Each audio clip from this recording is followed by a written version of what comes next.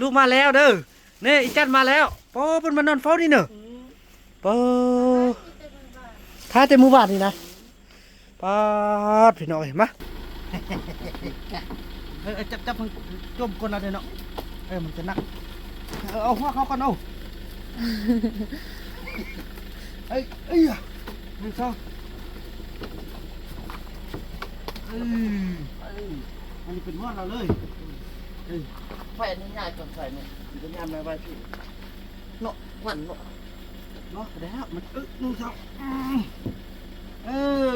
เดี๋ยวมากับปักจังห่วงอีกซ้ำ หมดโอเคฮอดบ้านแล้วเนาะโอเคบ่โอเคแหละสิต้มข้าวโจ๊กให้กินมาเลยนะฮอดบ้านฮอดเมืองแล้วเมื่อนี้เป็นข้าวหอมเลยนี่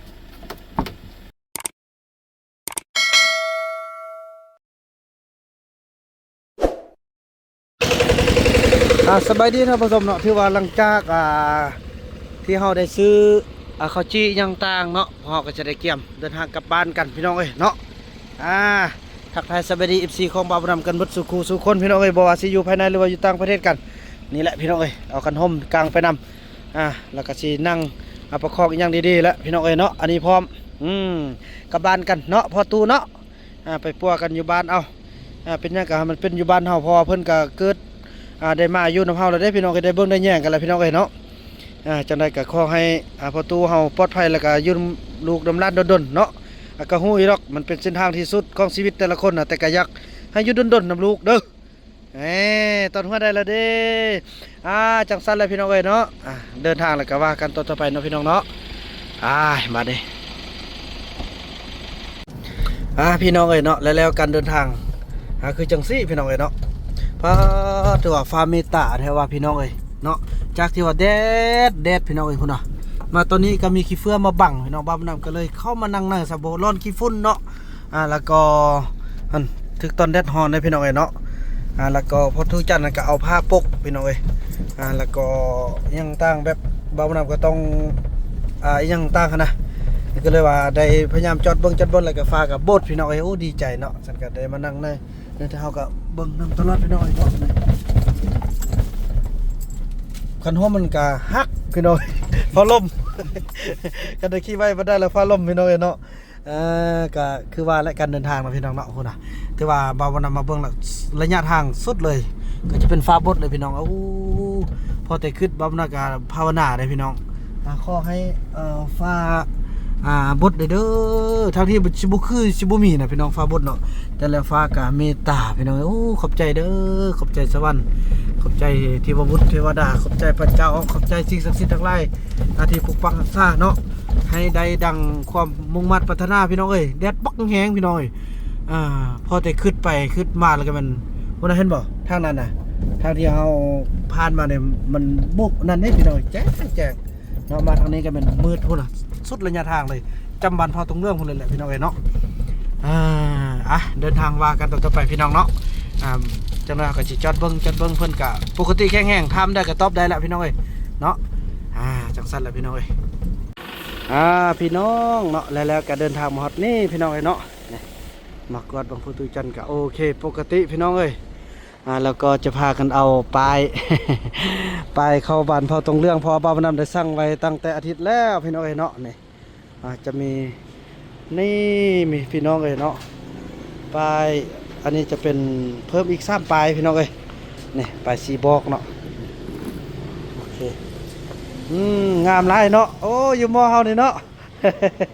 นี่พี่น้องเอ้ยเนาะอันนี้จะเป็นป้าย4บอกจากที่ว่า3แยกพี่น้องเอ้ยเนาะ3แยกที่ว่ามันอยู่อันนั้นนะแล้วก็อันนี้จะเป็นป้าย4เข้าทางประตูโค้งแล้วก็ทางลุ่มมี4ป้ายเนาะทั้งหมดเนาะโอ้โดยบัดนี้ช่วยกันยกขึ้นเลยเนาะพอดีอันหรือว่าเป็นจะเอาลักซะบ่โดยลักซะกันน็อตจับเลยก็ได้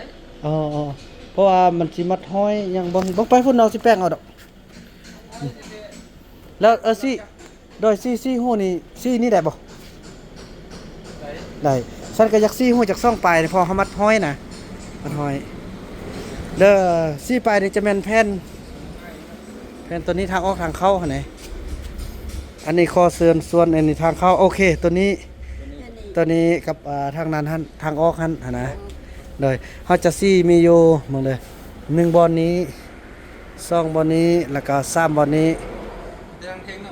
โดยไม่แต่ทางเทิงโดยแม่นละเฮาใส่ห้อยมันกระไดอยู่ตรงเนาะเฮามัดห้อยเนาะพี่น้องเอ้ย ดีได้จะสลัก ว่าบ่แต่นี่มันแบบว่าเฮาใส่ประตูโค้งเฮาจะห้อยหั่นนะห้อยแล้วแบบเนาะเบิ่งคันใส่ลักเฮาก็ซี่สปูนเลยเนาะแต่ว่าบ่มีตัวอันซี่ โอ้ยเพจดีเพจจอดอันเล็กใส่โอ้ น่ะ จอดโค้งในโค้งเนี่ยมีจับซะแล้วก็มันเป็นปลายนั่นเลยนะเนาะ อืม นะ ฉันก็ไปเอาเล็ก ถ้าจะจอดใส่กระไร เนาะ นี่เล็บสนีเลยเนาะ อ่า ถ้าเล็บโป่งไม่มีแล้วมันจะจับน็อตใส่ห้อยเลย โอเคนั่นล่ะ มันเป็นกี่เกียน ได้ นี่ เจาะนี่มันบ่แน่นเนาะแต่ว่ามันก็แข็งอยู่ก่อนเนาะมันอยู่แข็งเรามันอยู่ห่มโก อยู่ บ่ใช่มันอยู่ไปได้เพราะมันแบบเฮาเฮ็ดประตูเข้าแล้วจะเฮ็ดไว้ห้อยเออ บ้านนี่ก็ได้เอาเป็นที่เลยก็ได้ โอเคพี่น้องสิช่วยกันยกขึ้นก่อนเนาะแล้วว่ากันพี่น้องเนาะตอนนี้พวกเราก็ได้เอาขึ้นพอดีเป็นการบังแดดให้ทำผู้ตู้จันเลยพี่น้องเอ้ยพุ่นนั่นนี่โอ้ห่มละบัดนี้นะ ชะจกว่าเอ้ยตัวเองนะ นี่ห่มละบัดนี้นะเพราะว่าเขาจะเอามาวิไลสัญญาณมันยาเพิ่นสินั่นออกพี่น้องเอาแบบนี้แหละมันก็ห่มแด้แล้วเพิ่นก็มักออกมาจกนี่พี่น้องการบริหารเนาะถือว่ามืดแล้วได้แดดพุ่นน่ะมาแต่ผู้หนึงนั่นมามืดแล้วมานับแต่นี้ต่อไปก็แต่ว่าเราเข้าไปนี่จะเป็นป่าหุ้มแหละพี่น้องมันจะบังแดดได้แล้วเนาะคือว่าเฮ็ดปลายนี่ก็ถือว่าสำเร็จพี่น้องจำนวน4ปลายถึกอยู่3ล้านกีบพี่น้องเอ้ยถ้าว่าท่านได้อยากเฮ็ดปลายเนาะอยู่ทางน้ำปุ้ยเฮาถือว่ามาเฮ็ดได้พี่น้องเอ้ยราคาเป็นกันเองเด้อโอ้ออกมารูปทรงสวยงามใส่ทนใส่ก็จะเป็นกลุ่มชั่วชีวิตนี้แล้วแหละพี่น้องเอ้ยเนาะนี่ก็ถือว่าจะบ่ได้เปลี่ยนแล้วที่ว่าเฮาเอาไปใส่ประตูโค้งเฮาน่ะแต่หน้าก็สิพยายามปรับปรุงให้ที่ว่าปลายเก่าตัวใดที่มันซี่มันลากก็จะมันเอาตัวไม้มาใส่นี่พอนี่จะเป็นแผ่นแข้งเลยพี่น้องเนาะพอเมื่อก่อนน่ะเป็นกระดาษซื่อๆเป็นแผ่นพลาสติกนะพี่น้องแต่อันนี้แผ่นที่ว่าแข้งที่ว่าทนเลยพี่น้องเนาะโธ่ขอบใจก็ถือว่าเฮ็ดปลายชีบอกพี่น้องมัดดีๆมาครั้งนี้ก็ถือว่าได้ไล่แนวเลยพี่น้องเนาะเด้อน้องจิได้กลับก่อนขอบใจไล่เด้อโดยเช่นกันโดยพี่น้องเนาะไปเตรียมเดินทางกลับบ้านกันพี่น้องบ้านนี่โอ้แค่ได้แต่มีอันนี้ก็ถือว่าฟ้าบดมาฮอดบนมีปลายนี่สว่าฟ้าแดดเนาะก็ถือว่าพอดีแท้เอาว่าเนาะไปพี่น้องเดินทางกลับบ้านกันพี่น้องพี่น้องตอนนี้เราก็ได้จะแต่ละระยะเราจะลงมาเซ็กเบิ้งเนาะพี่น้องเนาะเซ็กเบิ้งพุทธจันทร์ครับพี่น้องเป็นยังไงบ้างหลับเนี่ยหายใจอยู่โอ้ดินอยู่ นี่ก็คืออยู่ถ้ำกันเนาะสบายให้เราละพี่น้องเนาะกับบ่จำมันยังตามเนาะบ่เตียงเนาะสั่นเฮายกมาใส่อันนี้สูงๆอีบ่ให้หยุดทำนี่เด้อพอเด้อบุเดียวฮอดละมอสละแค่มันก็บ่จำได้ดอกเนาะเฮาแล่นรถมันก็รถระบายดีเนาะเพราะเป็นเฮาจะกันนี่พี่น้องแดดฮ้อนเนาะตอนบ่มีอันกันโซฟาบดวันนี้เบานำนั่งก็นั่งบ่ได้พี่น้องมันคันห่มก็คาดพี่น้องมันลุ่มแห้งแล้วเนาะไปบ่เป็นนั่นดอกสู้เด้อพอตู้เด้อนี่แล้วก็เอาคือว่าแล้วพี่น้องเอาไว้ไหนบ่ได้เพราะมันจินยันแพร่เสือเนาะพอมันอยู่ห้องอัพแล้วมันต้องอันนั้นได้พี่น้อยเนาะกะว่าเดินทางฮอดประมาณ10นาทีก็มันเวสิกพี่น้องเนาะจังซั่นแหละพี่น้อยเดินทางต่อพี่น้องแล้วนี่การเดินทางวันนี้เจ้าพ่อเมียนี่พี่น้องเพิ่นน่าทำเป็นซื้อจังเนาะฮู้บ่เป็นเฮานี่ฮู้แล้ว พุ่นนี่โอ้ยกอดกันลำอ้อมพี่น้องเอ้ยพุ่นน่ะน้องที่ไฟเลี้ยวจัดแล้วเข้านั่นน่ะเขาไก่สลีน่าโหแล้วไปเลยน้ำก้นมาดิคนน่ะโอ้พี่น้องดีใจทั้งสลีเนาะมีคนดูแลไหมพี่น้องไอ้หุ่นอ่ะหูแล้วไปคอยไปข้างล่างกันดีแหละพี่น้องก็ดีใจเนาะก็คือเบาเฟืองว่าแล้วพี่น้องไหมคันสั้นก็จะบ่ฮักบ่แพงแต่อาว่าดอกนี่ก็ถือว่าลูกนี่มันเดี๋ยวนี้เบาเฟืองว่า 80% ว่ามันลูกเบาเฟืองได้80-90% แล้วเด้นี่ออกตลาดจังซี่ล่ะพี่น้องเนาะแต่ละมื้อก็สิมันให้เอาเงินให้พากันออกตลาดมันก็กินแล้วก็แบ่งให้ผู้เฒ่าผู้แก่กินไปจังซี่ล่ะพี่น้องเอ้ยเนาะดีใจเนาะที่ว่าซาวลีมีคนคู่ครองออกมาเนี่ยก็สิพาไปกวด DNA พี่น้องเอ้ยกวด DNA ก็เป็นลูกเบาเฟืองแล้วโอ้ดีใจนำเนาะพอเบาเฟืองแล้วก็บ่มีทายาทบ่มีผู้สืบทอดได้พี่น้องเอ้ยเห็นบ่เอาใจสมพ่อนี่พี่น้องเอ้ยมาเบิ่งแล้วการดูแลของเขาแบบฮักแบบอีหลีหั่นน่ะในที่สุดเราก็เปิดเผยออกมาจนได้พี่น้องเอ้ยเบาเฟืองว่าเคยมีหยังตอนที่เบาไหลอยู่แต่ว่าใจผิดว่ากฎหมายว่าเรื่องเบาไหลเรื่องลิซูลิซันบ่มีพี่น้องเพราะตอนนี้คือเบาไหลเราจะไปปฏิบัติระเบียบกฎหมายแล้วก็ถือว่าที่เฮานี่ตัดขาดออกไปแล้วพี่น้องเอ้ยบ่เป็นพวกเป็นเมียกันละเนาะบ่าวบ่นำเสนอการจะตั้งหมดละพอเขาเจ้าก็เป็นหัวเป็นใหญ่เด้เห็นเหตุการณ์แบบนี้เขาเจ้าก็บ่เอามาร่วมบ้านอีกพี่น้องเอ้ยคนประเภทนี้เนาะบ่ร่วมบ้านละแล้วก็ตอนนี้ซาลีโสดแล้วก็พร้อมที่จะสร้างครอบครัวใหม่กับคนใหม่ที่ถูกต้องถ้าว่ามีคนฮักคนมักเนาะแต่บ่าวบ่นำก็จะบ่เฮ็ดคือเก่าแล้วพี่น้องสิฮักกันก็ฮักสิเอากันก็เอาเพราะมันบ่แล่นให้มันเสียเวลาอีกละเพราะว่ามันผ่านมาแล้วพี่น้องเอ้ยเนาะอันนี้บ่าวนั้นก็บ่ได้ห้ามอีกเนาะเขาเจ้าฮักกันเองก็โอเคก็ดีใจที่ว่ามีคนดูแลนี่แหละพี่น้องความฮักเนาะบ่ทึกผู้ใดก็บ่ฮู้เด้พี่น้องเอ้ยฮอดบ้านแล้วพี่น้องเอ้ยเนาะไปว่ากันตอนต่อไปพี่น้องเอ้ยเนาะนี่ก็จะฮอดบ้านฮอดเมืองเขาละบาดนี้พุทธจันทร์เอ้ยมาห้อมมาเฮือนมาบ้านมาเมืองเขาแล้วพี่น้องเอ้ยแล้วพอเฮาก็ได้เดินทางมาฮอดหมู่บ้านเผาตงเหลืองแล้วโอ้พี่น้องเอ้ย6 วันเนาะสัปดาห์อาทิตย์นึงเลยพี่น้องเอ้ยสิค่ำละก็เท่ามีความขึ้นฮอดเลยพี่น้องเอ้ยเอาขึ้นเถอะก่อนเด้อน้องเด้อพอจะเอาปลายไปไว้ก่อนพี่น้องเอ้ยเอาปลายขึ้นไปไว้แล้วก็โค้งกลับลงลุ่มส่วนสถานที่เกี่ยมองรับพระจันทร์นั้นแม่นบอกให้ทางโอ้ไอ้เฟื่อนกับบสลัดโอ้มันสิป๊อถูกคำนวณทางมืดแล้วอยากได้โทรศัพท์เด้ไปใกล้กันนะส่วนสถานที่นั้นมันให้ทางไอ้เฟื่องสาวนกนำพากันอันใหม่มืดแล้วแม่พี่น้องเอ้ยโอ้ไอ้คำนวณทางมอดพี่แล้วได้ซื้อโทรศัพท์ให้แท้ๆนั่นนี่นะพระจันทร์เอ้ยมอดบ้านนอนเฮือนนั่นเด้อแห้งๆในบ้านนี้ไปนี่น้ำบาดาลใส่ก็มีแล้วตอนนี้ก็เริ่มเป็นปลากล้วยแล้วเด้มื้อนี้กล้วยพวกไอ้มาปลูกก่อนเนาะกล้วยหกนี่น้ำบาดาลขมคักคำน้อยนี่ทางได้จังได๋ทางมันแป้นซะเลยเนาะมันบ่ให้มันเป็นหญ้าหกจ้างบ่คำน้อยคำน้อยพุ่นน่ะแป้นหมดเลยพี่น้องส่วงหมดละเหลือแต่ต้นไม้ใหญ่ส่วนหญ้าน้อยเขาจะทางหมดเนาะคักเริ่มตาพี่น้องเอามาไปย่องนี่แหละเนาะย่องนี่แหละแล้วพ่นกระยานมันนั่นได้โอ้สุดยอดเลยพี่น้องนานๆทีบ่ได้มาเห็นไอ้เฟื่องไปห้ามนั่นออกเลยห้ามไปช่วยกันเลยโอ้สบายดีเป็นจะได้บ่มีหยังกินดีแล้วนั่นแหละโอ้ซื้อปลาเลยเกี่ยมอีให้กันลงไปรัดอยู่ลูกนึงค่ะเอาเครื่องลงใส่ไปเอาอันนี้ขึ้นไป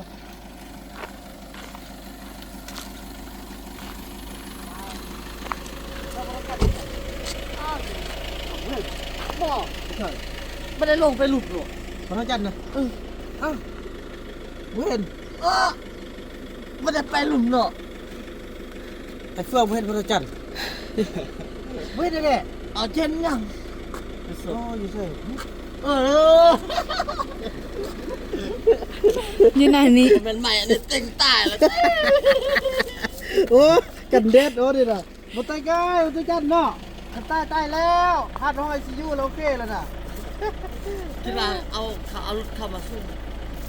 เพราะแบบมันมาเบิ่งแล้วโอ้มันก็ได้ว่าดีกว่าเก่าแล้วมาเลยยิ่งหลายอันน่ะเบิ่งเออ จมทางนี้เด้อ่ะผู้นึงมาจมทางนี้เด้ โอ้ยขอบ้านเฮือนแล้วประตูเอ้ยเอ้ย เมียกันนั่งเมียนอนเฝ้าอยู่เพื่อนมันไม่ได้ออก โอ้ไม่ต้องแพทย์มาเข้าหัน เราก็เดินไปหาอยู่ สนั่นเนี่ยไปที่เฮาไปอยู่เขากินแล้วก็เขากินนำกันเลยเนาะ เออ ไปซื้อปลา มื้อเช้านี่ค่อยไปเราก็เดินว่าเช้าว่าอันอีจันอีมายังบ่มา ป้าเด้อเนี่ยพวกมัน คือกับตูน เอาเด้อเอาเด้อ นี่ลุงจันอยู่ไหน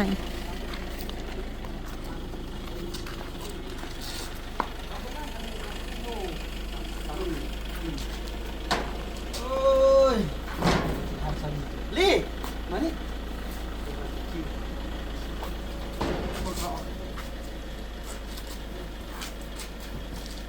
นี่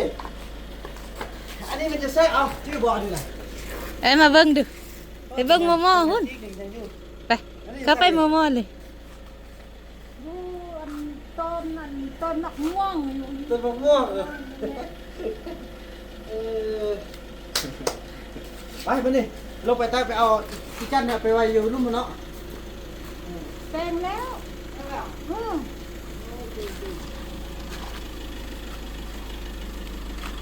โอ้คำนวณกระทั่งจนมาเลยเนาะ เลย ซื้อรู้จักมันได้แพ้โอ้นี่ ได้ซื้อแน่ห้างวักหลายๆแล้วได้จ๊อบเอา จับเอาไปแล้ว มื้อเช้านี้ว่าแถวว่าเฮิรนอีบ่ไปห้างแล้วไอ้เฟืองว่าบ่ไปห้างแล้วอันจิบ่หากินเขาบ่กินเฮากันนี่เฮากินเฮากินนี่ไปไปหลักทาง ลงไปรัดตรงนี้เลยไปพี่น้องเอ้ยเฮาก็ลงไปลุ่มพี่น้องไปเลยเนาะพี่น้องเอ้ยมาฮอดแล้วประตูเอ้ยนี่ฮอดแล้วโอ้ไม่เท่าแพทย์มาหลอดท่าพี่น้องเอ้ยเนาะเนาะคุณพี่น้องเอ้ยดีใจให้นี่ความหักไหมมานอนท่าเลยพี่น้องเอ้ยคุณเนาะโอ้ยความหักพี่น้องเอ้ยมาเข้ามาเอารถเข้ามาก่อนโอ้ดีใจมีน้องสายไปขับรถช่วยพี่น้องเอ้ยกันแป้นอันนี้ก็เป็นตายู่โอ้พยายามพากันจูดอะไรไม่เท่าจะมากินข้าวอยู่นี่แหละร่วมเล่านี่แหละ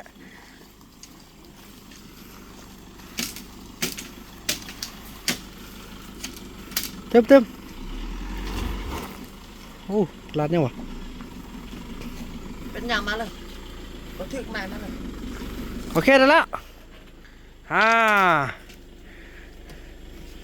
โอ้แต่รถนี่ฮอลเดอร์ประตูจันเลยสร้างตอบแล้วอยากปนเยี่ยวกับหูแล้วเดี๋ยวนี้นะปนเยี่ยวแล้วโอ้เธอเอ้าใส่แพทท่านเนาะสบายดีมาแล้วลูกมาแล้วเด้อนี่อีจันมาแล้วปอเพิ่นมานอนเฝ้านี่เนอะปอท้าเต็มหมู่บ้านนี่นะปาดพี่น้อยมาเบิ่งอันน้องเอาใส่ถุงมือเลยใส่ถุงมือเด้อเขาจะห้ามเพิ่นเนาะเอาถ้าเบิ่งเขายกแล้วเอาใส่มาพูกันเด้อเด้อมาใส่ถุงมือใส่ผ้าปั๊บครับแต่ละคนเขาระมัดระวังเด้อเพราะว่าซื้อมาเพื่อแล้วบักกะไล่แล้วพ่อแม่เพิ่นมาช่วย ลูกจอมเอาไปหาอัดตังนี่ ช่วยไหม เอาไปนั่น มาแล้วเด้อโอ้นี่แหละคนเฮาน่ะ มันมาพออันนี้เขามีครับเจ๊ตัง บึงไม่เท่านั้นเบิ่งลูกเราหั่นแต่ละคนจะคูณจะคนเบิ่งมันยังว่ามันน่ะอีจันแต่กันน้อยคน พี่น้องเมื่ออันไอ้พวกเรามีหน้าที่อันดึงสั้นออกเด้อดึงสั้นออกแล้วก็ไปปูไปปูพุ่นลูกจอมลูกเกียมจับนั่นพ่อเพื่อนเด้อมาละพอดบานแล้วเฮาน่ะบุคคลเอาเครื่องหันออกก้อนมันจังสิดึงออกง่าย พ่อเพื่อนเฮาสิไปบ้าน โหยกมาไตพี่เอามาดูยกมาเลยนะยกซัดมา เดี๋ยวยักกันไดซัดอันเอาไปปูกันโอ้ มาครับผม เบิ่งแล้วเขาลากเบิ่งไอ้พ่อเด้อพ่อเด้อเอาเด้อเอาลึกเลยเนาะนะนะอันนี้เดี๋ยวเขายกไปทางนี้แล้วบ่พูนก็เอ้ยเดี๋ยวเราจะกินเจ้าเนาะเพราะเป็นมหาบัตรเพิ่งแล้ว ดีใจโอ้ เบิ่งเอาพ่วงคู่ทางยาวบ่เนี่ยจับไปนั่นแหละที่นี่ชีวิตของเขาอยู่นักอยู่ขึ้นไปเลยเอาไปขึ้น ตำเงินมันเครื่องพระจันทร์มันก็มามัด อย่าป้องนี่มากันอัดระวังเลยอย่าไปคลุบเลย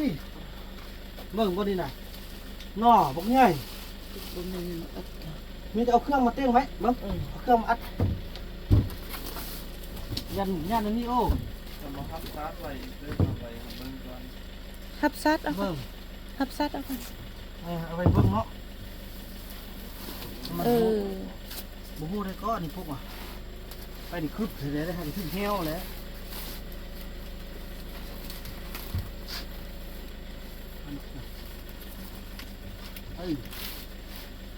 เห็นแล้วบัดนี้เนาะตอนนี้เรานอนบนใดบนนี้เนาะ มันนั่นลงไป เอากระดังไฟนี้อาบน้ำกันนี่พี่น้องเอ้ย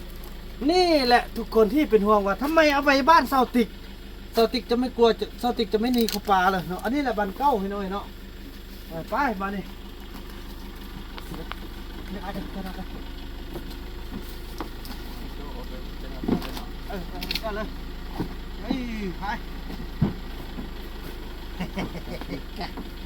จับ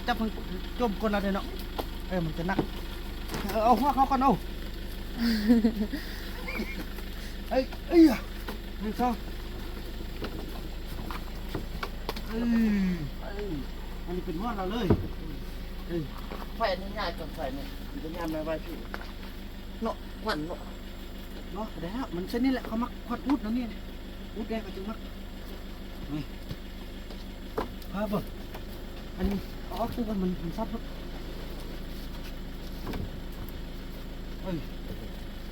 มาพบกันนู่นครับเรียนมากกับปักจังห่วงอีกซ้ำหมด โอเคฮอดบ้านแล้วเนาะโอเคบ่โอเคแหละสิต้มข้าวโจ๊กให้กินมาเลยนะฮอดบ้านฮอดเมืองละเมื่อนี้เป็นข้าวหอมเลยนี่จะเป็นเพื่อนเดี๋ยวก่อนเมื่อยโอเคน่าพอดีเลยพอเชื่อเราก็ได้มันเป็นเพื่อนให้ มาเท่าอันนี้นอนนี่เด้อเอาสัตว์ปูหันสัตว์ก็ไม่หันอ่ะไปห่มไปเสื้อมีอันหนึ่ง มาจับได้ไหมมาจับพัวได้ไหมน่าเงินอีก มันก็ให้ก็ ให้หนึ่ง ให้เอา ให้ว่าสนุกตา ตัวค่อยอันมาโซกขึ้นมือเช้ามาหากันโซกออมไปหมดเลยล่ะ มันวัน ขึ้ นี้ นไปเกอร์เบิ่งว่านั่งให้ใจเครื่องอยู่ ค่อยจนไปฮอดพุ่นตลาดอยู่พุ่นฮอดบ้านนักกล้องมันสอยแผด คนเครื่องออกกันเด้อ แต่รู้สอบแต่จริงมันเป็นนั่นเท่าเพื่อนพระจันทร์นั่น อันนี้เป็นนี่พี่น้องเอ้ยเนาะอันนี้เป็นเงินเนาะรวมด้วยช่วยกันบ่ว่าจะเป็นเมดาวอนเสียหลาดเนาะ100 เหรียญยาแม่เจวอนเนาะจากสหรัฐอเมริกาพร้อมด้วยครอบครัวกะจากดัลลัสเท็กซัสเนาะFC รักเขาแหละพี่น้องอันนี้ก็ของเพิ่นแหละพี่น้องเอ้ยเนาะมันก็ช่วย100 เหรียญแล้วก็มีอันซาดนี่มันเมดาวอนได้ซื้อน่ะพี่น้องเอ้ยเนาะแล้วก็มีทางพ่ออาจารย์พ่อแซงจันทร์อาจารย์พ่อบุญทันแซงจันทร์500,000 กีบแล้วก็มีทางไอเตียงคำนากาย200,000 กีบเนาะรวมๆกันใส่ในระยะผ่านมาแล้วก็จะนำใส่จนตลอดไปแล้วพี่น้องเอ้ย นี่อันนี้ก็จะมาเตรียมให้อันประตูเองนี่อันนี้แหละมันโจ๊กเนี่ยเราจะต้มเท่าน้อยเดี๋ยวพอต้มไล่เดี๋ยวคันต้มไล่เนี่ยมันจะกินบ่หมดเขาจะท่งนึงเดี๋ยวพี่เขาก็ลองมาเฮ็ดเท่าน้อยก่อนแล้วมาป้อนเรามันเอาข้าวไอ้เจ็บไปกิน อันนี้แหละมันเจีย กินแล้ว อันผ้าอนามัยพี่น้องเอ้ยเนาะจะได้เอาไว้นี่แหละไว้หม้อลาวพรแล้วเขาก็ต้องได้ใส่พี่น้องเอ้ยนี่ใส่อันนี้เป็นพืชของอันประตูจันเนาะนี่รวมแล้วอันนี้ทุ่งห้ามเป็นทัพแพทย์พอตาจันบอกให้ซื้อมาตอนเป็นทัพแพทย์เด้อนี่เอาเครื่องซะนี่เด้ออันนี้เป็นผ้าแมทเป็นปากนี่เราเป็นทุ่งมือมีช่องหูแล้วไล่ย่างพี่น้องเนาะนี่เราเอาหมดกับนั่นละเอาตัวนี้แหละพี่น้องถือว่าขอบคุณทุกท่านเนาะที่เมตตาธรรมช่วยเหลือเผ่าตองเหลืองเนาะช่วยเหลือภารกิจในครั้งนี้แล้วก็ท่านมอทุกท่านที่เห็นให้ประตูมีความว่างยืนเผ่าต่อไปพี่น้องจะถือว่าสุดที่ละพอได้ใส่ยุกใส่ยาพอเขาได้ช่วยเหลือ6 มือเนาะเต็มเอาจนนี้กะอีกอย่างกันนี่ดีใจแล้วเนาะตัวมาแล้วเด้อว่านี่แหละพี่น้องคำเว้าทุกอย่างเขาจะตัวกันได้แต่ว่าความรู้สึกความเป็นจริงความฮักที่แท้จริงนี่แหละทิมกันบ่ได้พี่น้องนี่ขนาดเขาคนป้านะเขายังมีความรู้สึกฮักแบบนี้เขาจึงให้ต้องมีขึ้นเลยบ่มีลูกบ่มีล้านมันไพ่นอสิเบิ่งจะว่าแหละพี่น้องความขึ้นของเขาวันนี้นอนนี่เลยเด้อนอนนำกันว่าเขาจะเอาผ้าเสื้อมาปะนี่ให้เราพี่น้อง เสื้อหั่นน่ะ มาอัดกล้องนี้แล้วก็เอาซาดเอาผ้าเสื้อมาให้นี้จะให้เมทาแพทย์กับพระอาจารย์อยู่นี่เราจะได้ดูแลให้ข้าเจ้าได้กินข้าวกินน้ำแต่ละมื้ออยู่นี่เลยพี่น้องแล้วก็เบิ่งแล้วหนูบ่ได้มันยากพูดนะเอาซ่อมไม่เป็นหน่อยแล้วก็ขอบใจทางเบาเฟืองสาวนกเนาะแล้วก็สาวเผาตรงเรื่องผู้ที่ขยันในการที่ว่าอนามัยทุกอย่างเป็นแบบนี้ต่อไปพวกเราก็จะได้ให้ความอบอุ่นของพุทธจันทร์อยู่ที่นี่ทำมดบุญกับมันทำมดอยู่บ้านจ้ะพี่น้องเพราะมันบ้านของเราอยากสปะโอ้โห ได้อยากสหปิดปาก อย่าติดพญาติหนึ่งน่ะโอ้นี่ก็หูเลยเด้อโอ้นี่คือได้ตอนนี้เราก็ยานติดพญาติพี่น้องเว้ยนี่เราใส่แล้วเนาะใส่แล้วก็ใส่น้ำหูเขาคือกันพี่น้องแม่ คือกันแหลมคือกันหมด นี่ คือกันเปิ้ หูน่ะคือกัน แต่ว่าหูไม่เฮาแฮดนี่ก็คือว่าดีกว่าละหูละ แต่มันคล้ายๆคือกันแบบบ้างแบบแหลมนะน้องๆอยากได้บ่หู้แบบนั้นน่ะบ่อยากได้เนาะ แต่ได้ลำบิน พี่น้องเอ้ยเนาะถือว่าจบภารกิจต่อไปเบิ่งติดตามต่อไปนะพอจะเร่งเอาเข้าให้เรากินเอาทุกอย่างให้เรากินเนาะให้มีแข็งแห้งบางเทื่ออาจจะฟื้นตัวขึ้นมาย่างได้คือเก่าก็ดีใจพี่น้องให้คิดว่าต้องย่างได้แล้วก็ต้องได้คือเก่าแล้วก็ต้องอยู่นำเฮาไปดนๆเนาะเบานำอยากขอให้อยู่จัก10 ปีเพิ่นแหละพี่น้องเนาะแต่ว่าตอนนี้นี่คิดเฉลี่ยอายุของเพิ่นนี่ได้อยู่ตามท่านหมอมาสังเกตและวิเคราะห์ได้อยู่ประมาณ85 ปีพี่น้องคือว่าสมควรละ85 ปีต่อไปเขาจะเอาผ้ามากางผ้าดำมากาง คนท่าตำนี่ต้นขอบตา คลิปนี้บ่าวนำขออนุญาตจบคลิปกับสำเนียงก่อนเด้อขอบใจขอให้ทุกท่านที่ได้ช่วยพระตุจันทร์และก็ทุกๆอย่างที่ผ่านมาเนาะก็ขอให้เป็นบุญอานิสงส์ไปฮอดไปเทิงทุกท่านขอให้ทุกท่านนั้นอยู่ดีมีใส่เนาะอยู่มีความสุขอย่าเจ็บอย่าเป็นอายุวันโนสุขขังพลังมันยืนร่ำรวยบ่ว่าจะเป็นเงินทองบ่ว่าจะเป็นอายุบ่ว่าจะเป็นชื่อเสียงเงินค่ำทุกอย่างก็ขอให้เพิ่มทวีคูณเป็น100 เท่าพันเท่าโดยเถิดเนาะคลิปนี้บ่าวนำขออนุญาตจบคลิปกับสำนี้ก่อนแล้วว่ากันใหม่ในคลิปต่อไปพี่น้องคลิปนี้บ่าวนำขอกล่าวคำว่าสบายดี